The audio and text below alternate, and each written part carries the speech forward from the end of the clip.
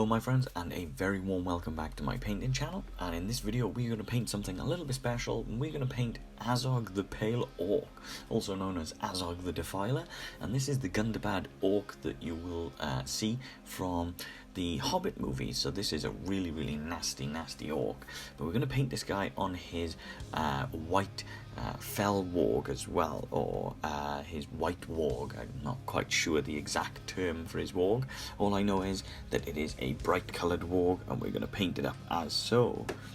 So for this one I'm going to start with a scale 75, so we're going to use one or two of my newer paints in this one as well, and we're going to use the Miskatonic Grey. So normally when I paint things up white, I don't tend to base things white, I tend to go with a grey colour to begin with, and then we build up from there.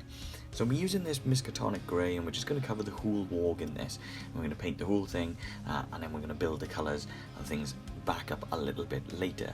Now this one's a little bit of a complicated, or not complicated, it's a little bit of a difficult sort of model to paint, because it's easy to paint things up whites and greys and things like that, but what makes this one difficult is you want to make the wolf or the warg sort of white and brighter, but you don't want to lose the fact that it is a sort of like a living creature. You don't want it to be too cold, you want the temperature and the colour tones to boost. So I'll show you kind of how I've done that as we go. So we're going to build the warg, and we're going to paint the warg first, and then we're going to paint Azog separate later. So you're going to go to beige red. Now this is a colour that I use quite often to base my skin tones. So again, this is adding into that whole idea of creating a little bit more sort of a living creature underneath that grey, underneath that white. And what we're going to do, just using a detail brush, we're just going to paint this into all these little scars or cuts or cracks that this warg has got down its body. So you can see there's a few across the legs, there's a few around the neck, and I'm just being as careful as possible. Again, because we're doing the base colours and the base coats, we don't have to be overly precious about this. We don't have to be too careful about this. We can like take out time, but it doesn't matter if we make a mistake, because we can always fix it back up later. So it's not something you have to be really careful of.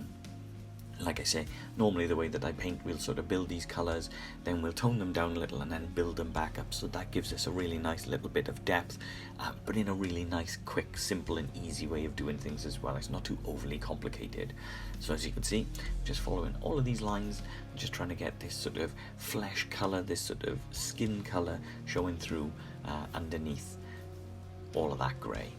Now using the same colour, I'm also just going to paint a little bit just around the lip as well, so just around this area of the mouth where I think this warg's lips would be, and I'm using sort of like a dabbing motion as well as a little bit of a brush stroke as well, and this is using a nice thin down paint. Again, as you can see, this moves onto the miniature quite nicely as well.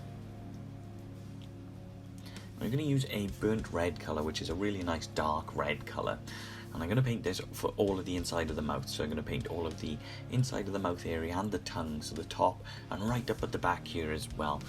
The cool thing with this model is, because the mouth is open, we don't want the brightness or the vibrance to be at the back of the mouth. We kind of want to show through on the gums and the tongue and things like that. So we're basing this in a really dark red at first, and then of course we can boost that up later, as I say.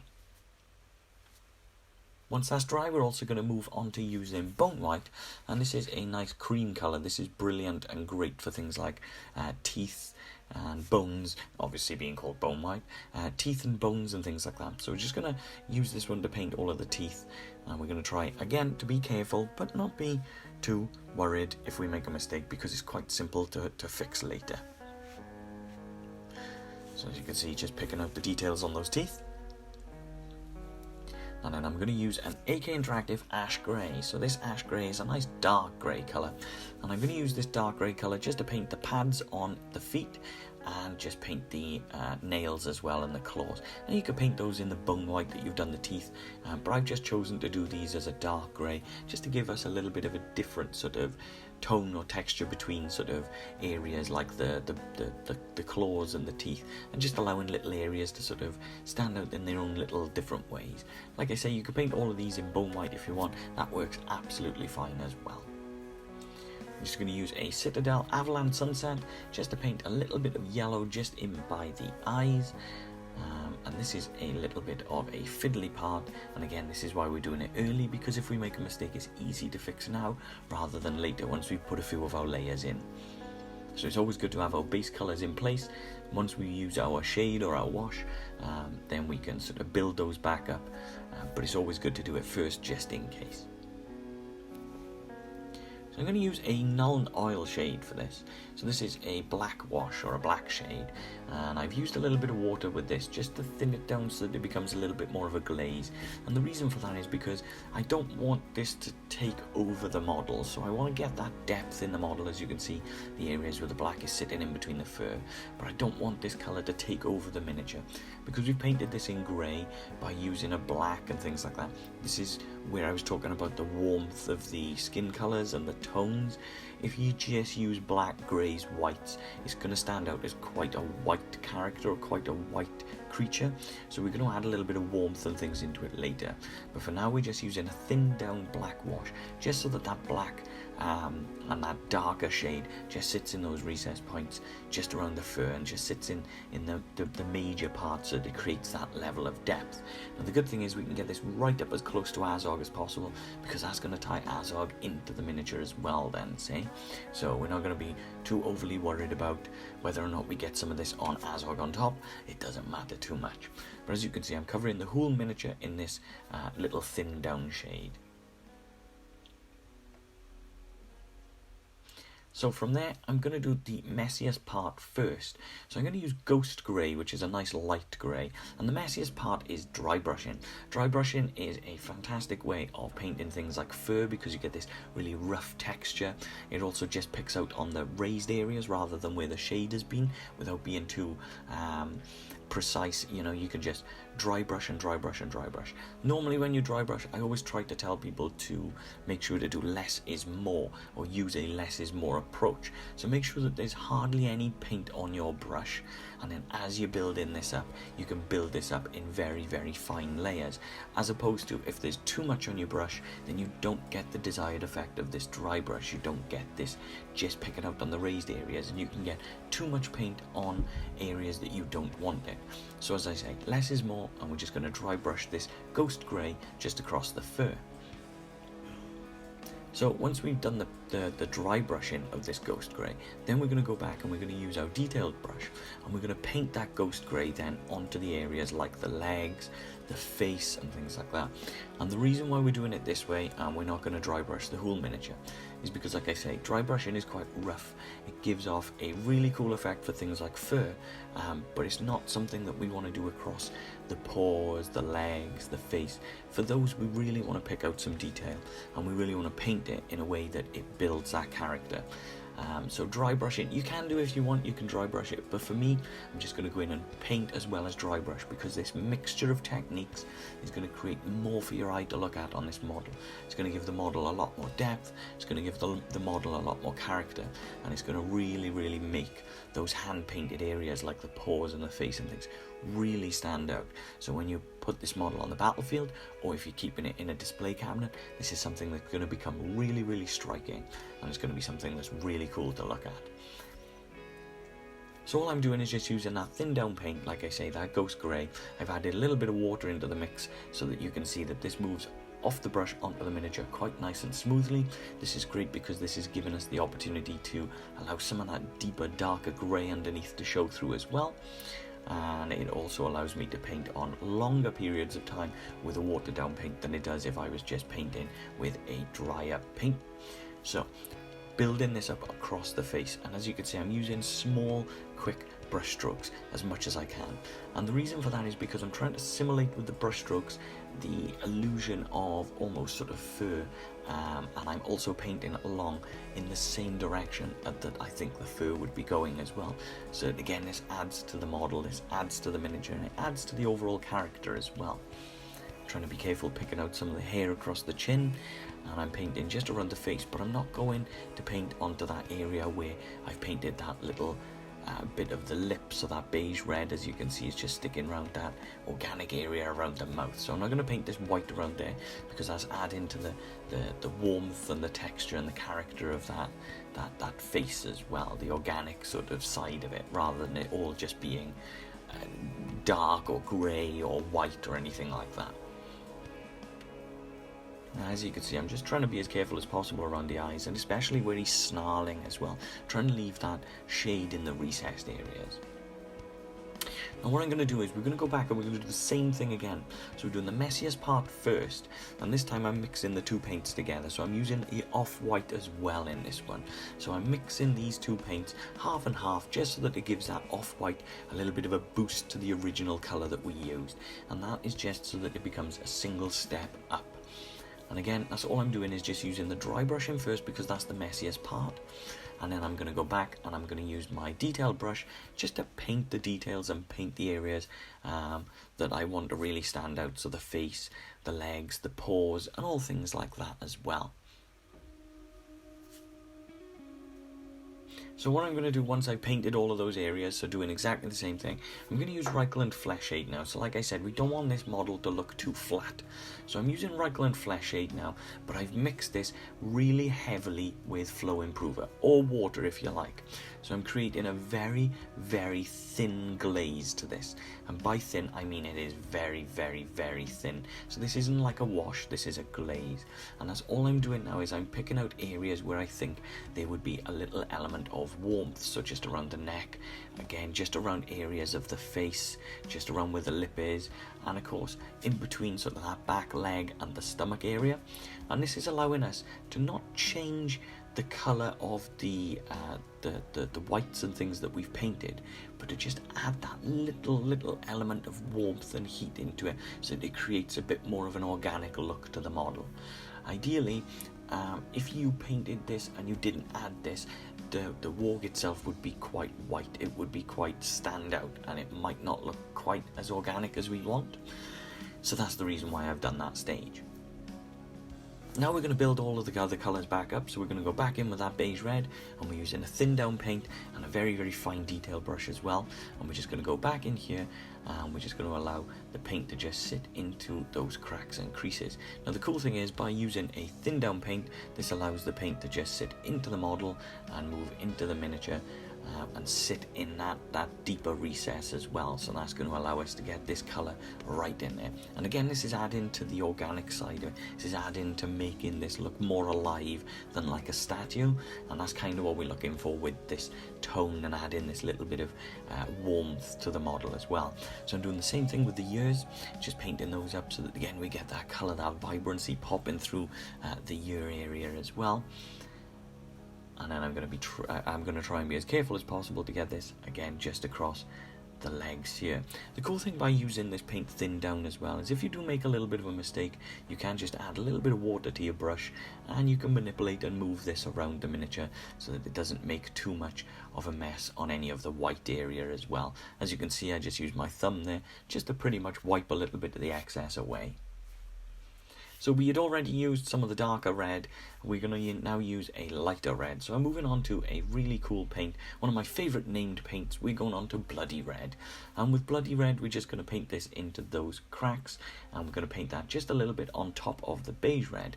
Now we're not going to cover the whole of the beige red, we're just going to paint this in areas. So we're not going to paint this and cover all of the beige red. This is just going to add a little bit into the middle of that, so that creates that difference between the red, the beige red, the bloody red, and then of course that grey and white tone of the fur as well. And again, add into that element of more organic colour, more organic tone. Again, using those thin paints so that it sits more into that recess point, so that it just moves into that little sort of cut or crack, and then just sits in there and dries down quite nicely. So going back to the area where we're using that ghost grey and that off-white, so we had already dry brushed it.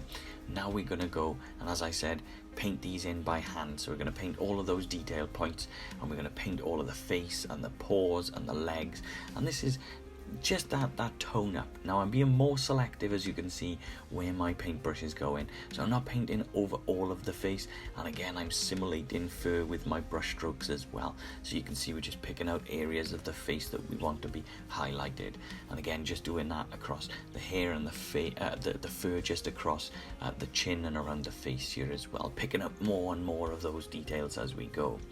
Now what you can do with your paintbrush as well, although we're picking out and doing the paws and the face and things like that, whereas the dry brushing has gone onto the model, you might find that some of the hair or the fur just across the top might look a little bit rough. So what you can do is you can use your paintbrush to tidy some of those areas up as well if you like. You don't have to do the whole thing, you can just pick out on some of the bits where the dry brushing maybe hasn't quite caught or had the same effect, and that way then you get the best of both worlds, where you get that dry brushed roughness across the fur, but then you also add a little bit of hand painted goodness and a little bit of detail and texture just across some of those areas as well. As you can see, I'm just using a stippling effect just across the forehead as well, adding a little bit more depth and maybe a little bit of texture or tone to the face as well, creating a little bit more character. So I'm going to move on to using just a bellow red. So this colour is just called red, and that's all I'm going to do with this one is paint this just across the tongue and across the gum. So as I said, we've painted a really dark red with the burnt red, then we've used the shade and the wash to bring that down as well. So we're now going to make that colour stand out a little bit more just by going in with this red colour. So the tongue and the gums and things like that, we're going to paint with this colour as well. Now later, if you wanted to, you could add, say, a blood texture to this, and that might be a really cool way of making sort of blood stand out, is by putting this across something that is quite white, so you get a striking red colour against that white background. I'm not going to do that myself, but that is completely up to you. You can paint however you want, they're your miniatures. To get that red to boost, we're going to use a little bit of carmine red, and we're just going to pat this and tap this just across the tongue, and again just around those gum areas, so that we get that detail, that depth and that vibrance across the mouth area as well. As you can see, I'm just using a dabbing motion just to get the detail across the sides of the tongue, and of course just across those gums as well. Then we're moving back to the bone white, and with the bone white then we're going to pick out the details again on those teeth. So we're now going to take extra care not to get this bone white into the areas where the shade is sat, and we're just going to paint those raised areas of the teeth so that makes these teeth really pop. Now that we've got that dark black sort of shade and wash dried down in there, and the red as well, by just painting this bone white across the top, this is really going to make those teeth stand out and really make this an area of the model that looks completely different. It's also adding to that organic nature, like I said, because the face of the model is quite grey. Having that bone white on the model, it just breaks things up because you've got those kind of creamy teeth. Now, sticking with the bone white and moving on completely, we're going to now paint Azog himself. So to get this colour to make him look a little bit different to the Warg, so a little bit different to the white colours and the white textures of the mount that he's riding, we're going to paint him in this creamy white, sort of bone white colour. And this is going to be our base colour, and we're going to build back up from this. So to begin with, he's going to look quite creamy. He's not going to look quite like sort of like a pale orc, but as we build, this is going to become a really cool, really great base colour, really good choice in terms of building up to a nice colour. Ideally, all we want to try and avoid doing is painting everything white. So like I said earlier, with the Warg, you don't want to paint it too white because you want to leave a little bit of an organic texture. You want it to look more alive than just being white. And the same thing with Azog. Although he's a pale orc, that doesn't mean that he's white, essentially. It doesn't mean that we're going to paint him down white. We're going to try and create a little bit of a creamy texture to him, so that gives him a little bit more life and a little bit more sort of an organic kind of nature to him. It'll also make him look completely different and stand off from the mount as well. So this will make him completely unique. From there, I'm using one of my favourite colours, and I'm going on to a tenebrous grey. And as I always say, if you don't use AK and if you don't have a tenebrous grey, you are more than welcome to use just a normal black. So the bellow black that dries down quite matte, the model colour version is very good, or you could just use an Abaddon black at this stage, and that would equally do a great job. And that's all I'm doing here, is painting all of the area where I think the leather is going to be. So I'm just painting across the cloth and things that he's wearing around his waist. I'm also going to try to paint up the just up to his stomach on the metallic area as well. And talking about the metallics, we're then going to use gunmetal on the metallic areas, and the metallics are his shin guards just around his boots. I'm leaving his boots so that I can paint those in a dark colour as well, like a dark brown. So just being very careful now not to get this colour onto the Warg and onto the mount. So we're just going to paint this gunmetal colour across the mace here as well, and of course across his crooked sort of hook hand. We're going to paint this as well, and across the little metal area across the stomach. Now this time we're going to be careful not to get this on the bone white, but these are just base colours, so if you make a mistake they're easy to fix. Now the cool thing with gunmetal is a very dark silver, so when you do use a wash or a sort of shade on top of this, it does darken this down quite a lot, and that gives you a really good area that you can sort of build from then, because you can sort of boost the vibrance if you want, or you can keep it really dark and dingy and run down, especially for something like a really nasty orc like this. We might want to keep it dark and dingy and rough and things like that. So as you can see, I'm just trying to be very careful just across the stomach area not to get this silver paint on the bone white that we've painted. We're also going to use one of my other favourite colours, Dark Rust from Vallejo. This is a really great dark brown colour. If you don't have Dark Rust, or if you can't get hold of Dark Rust, then you can use a Citadel Dryad Bark. This works in practically the same way, a very similar colour. But it is definitely one of my favourites in terms of basing brown, because then you can build up to other colours. So as I said, I'm just going to base the boots or his shoes in this colour, and I'm also going to base the leather strap going around his arm here. And I'm going to try to be careful with this one, because there's quite a few different leather straps here that we're going to try and paint while maintaining and keeping that bone white in the gaps. This is why I painted the bone white first, so that then it becomes easier to paint the straps over the top rather than trying to paint the bone white in between the creases later, because that would just be a nightmare trying to do that. So we're trying to build on top, making the painting easier for us, making it simpler to follow. Also going to paint the handle of the mace using the same colour, so just painting this with the Dark Rust as well. And I'm also just going to paint the belt. There's a belt strap just going around his waist, so I'm also going to paint the same thing. So I'm going to move on and use a shade on this one. For this one we're using Caribou Crimson, so this is a red colour, or a very red tone shade. Now what I've done with this is exactly the same thing as what I did with the Warg. So what I've done is I am painting this using a really thin version, or a very thin down version of the wash. So I've used quite a lot of flow improver with this, so that it becomes very thin and easy to manipulate. Now when you add quite a bit of water into your mix, or quite a bit of flow improver into your mix, it is all sort of trial and error. It's kind of a hard thing for me to describe on how much of a percentage I've used, but ideally you want to try and use maybe sort of 3 parts flow improver to 1 part wash, and that will give you more control on a nice thin down wash. Now I'm going to use the Null Oil again, and this bit I'm just using to paint on all of the dark areas. So this is all of the metals and all of those dark browns. So using 2 different washes on Azog here. One which is the red or the pinky kind of colour, so that's really going to make all of his scars and all of the markings on him really stand out as we build these colours back up.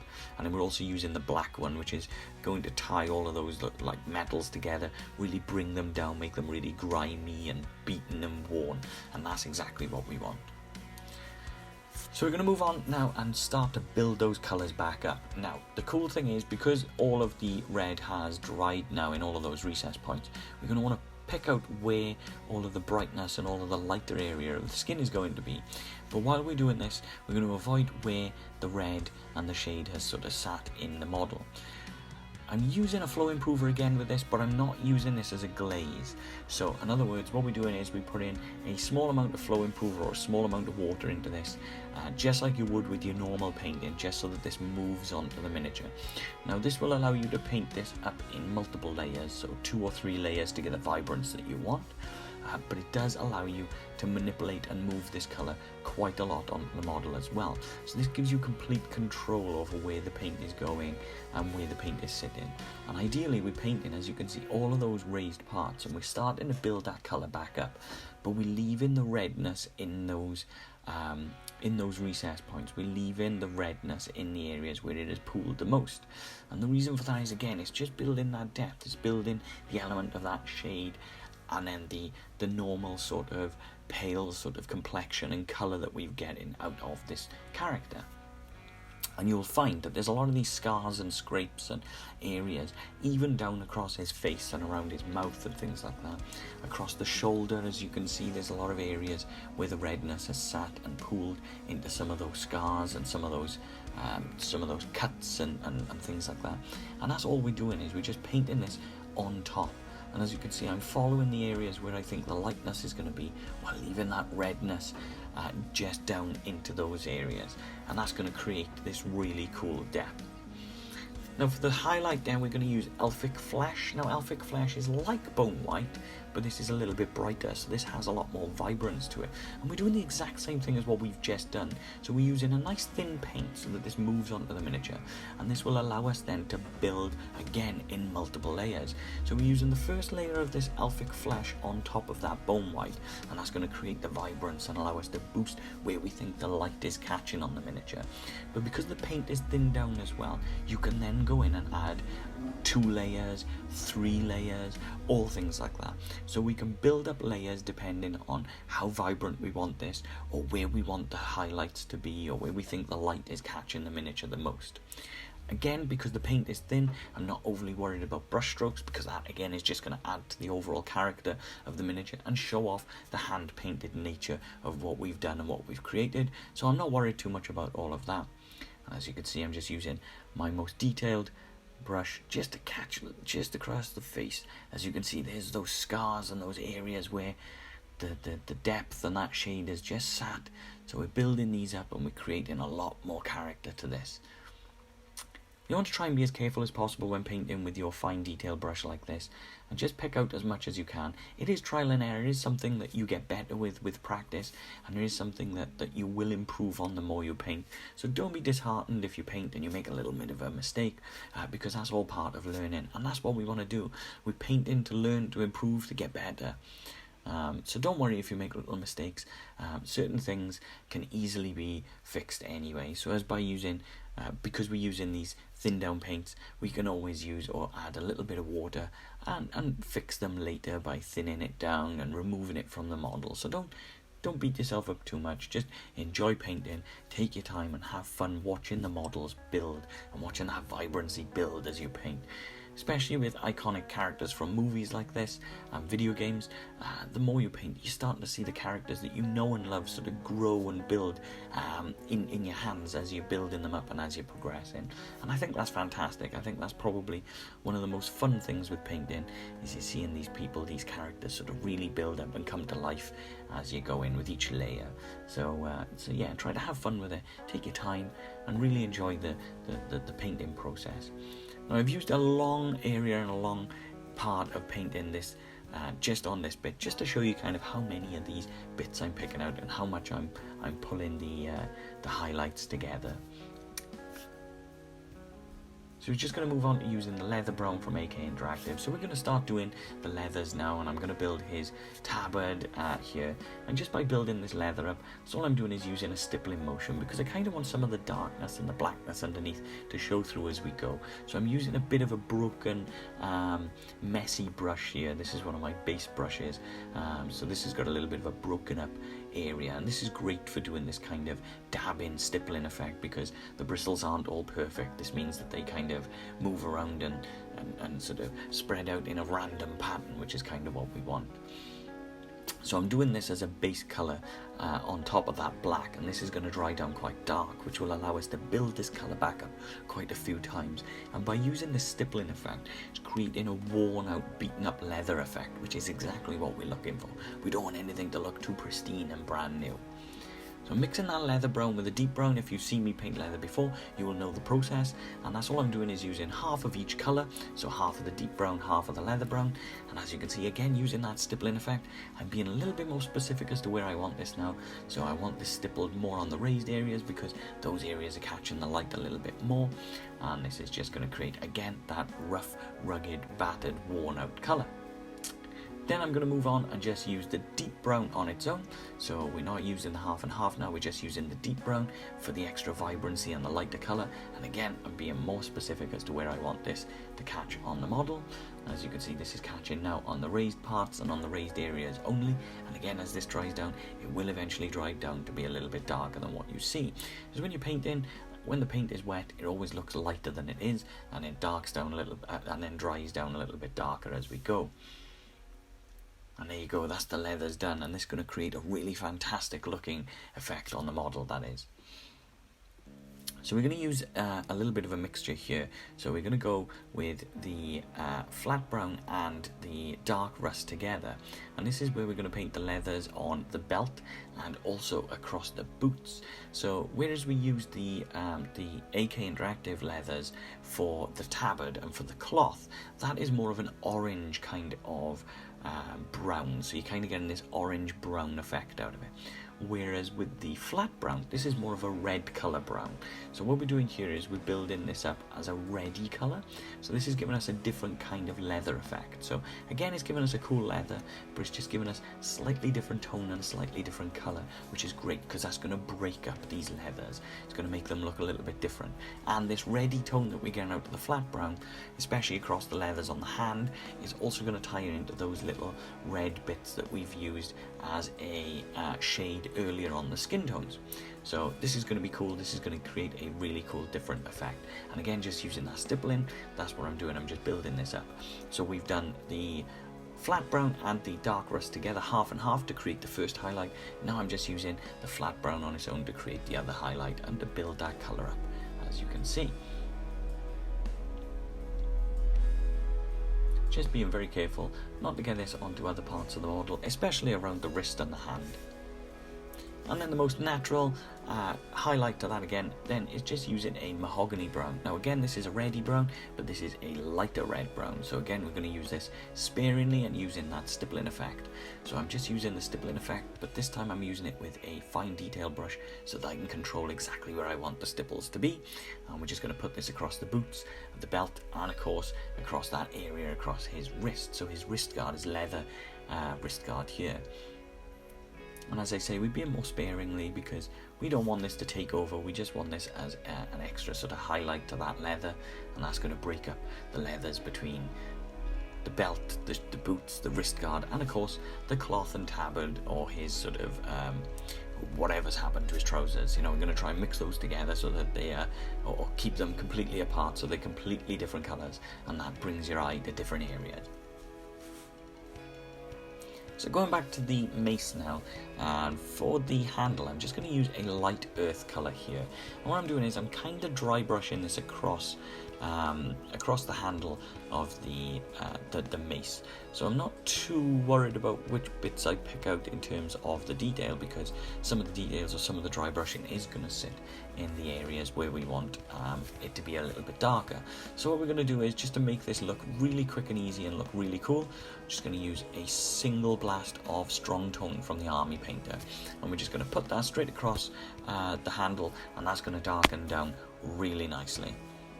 Then I'm going to use a sparing amount of gunmetal, again very light sort of dry brush dabbing effect, just across the mace, and of course just across the hook hand, the sort of weird contraption hand that he's made for himself, and of course just across the boots as well, just across that metal area on those boots. And all in all, everything together, once we are done, Azog should look like this. It's been a really cool paint job. It's been a really fun paint job. It's actually been quite a challenge, because you want things to look white. You want things to boost and be sort of like greys, whites, especially for the Warg, but you want it to be organic and look quite alive. Same with Azog. You want those reds to show through, but you really want him to be pale. But you also want him to be separate from the Warg as well. So all in all, I'm happy with how it's come out. The basing was really fun. Maybe I'll do a video on that another time. But you'll have to let me know what you guys think. in the comments below. As always, I really enjoy hearing from you. All of the comments and the positivity you guys show the channel is fantastic. So thank you for all your support, thank you for tuning in, thank you for watching, and I'll see you on the next one.